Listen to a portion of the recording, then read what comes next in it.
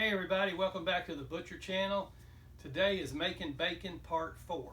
We smoked the bacon yesterday and put it in the cooler overnight to chill it, and then early this morning I put it in the freezer.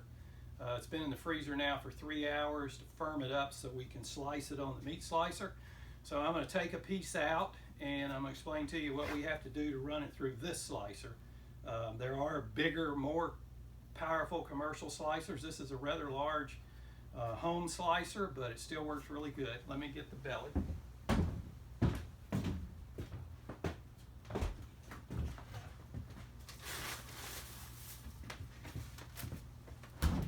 Okay, this is a short piece that we cut in half when we were tasting the product the other day, and I want to show you that this is where I'm going to be slicing the bacon,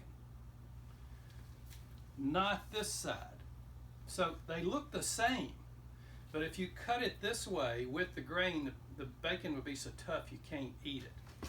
I previously trimmed this down, took this piece off the side so that it would fit in my slicer, so the slicer would cut it. And it's very easy to get confused, and so what I do when I cut a belly in half, I take the tip of my knife on the skin side and I make a little line in the fat. That's the way it's supposed to go into the slicer. Okay, so I'm going to turn the slicer on. I like ours kind of thick, not too thick.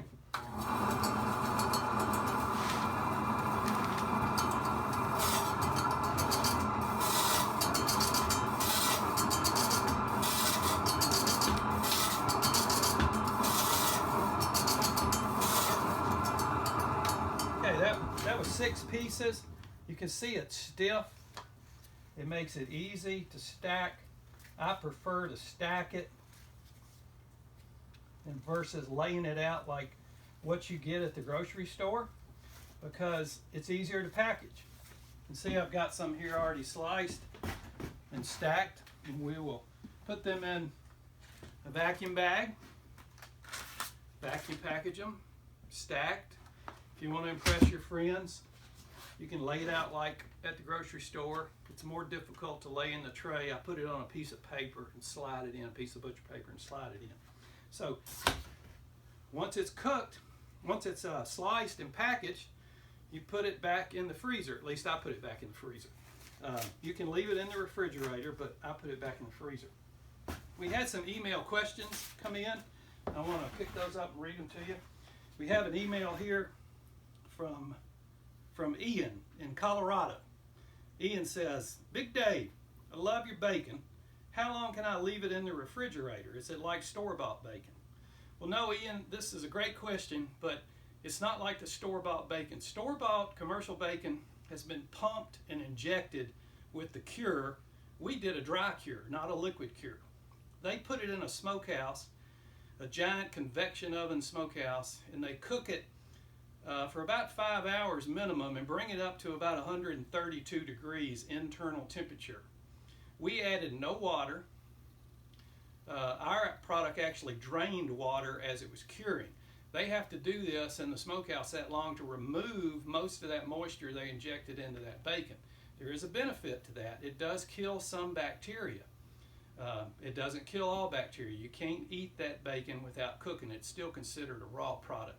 So this bacon that we're making today, vacuum packaged, unopened, easily in the refrigerator for 7 to 10 days. We freeze ours. It thaws out so quick because it has salt in it, and so that's the best way to handle it. And let's see, we have another one here from Malcolm. He says, "Hey, Big Dave, can I sell this bacon that I'm making?" No, you cannot sell this bacon. You cannot sell a homemade meat product anywhere in the United States of America. If you can get a commercial kitchen in the health department in your county or state to approve where you're working and what you're doing, yes, you can sell it. You can't cross state lines. You can only sell it locally. Everybody has different restrictions. The customer may have to pick it up from you instead of you delivering it. But yes, with the proper inspection and credentials, yes, you can sell that bacon. See you next time.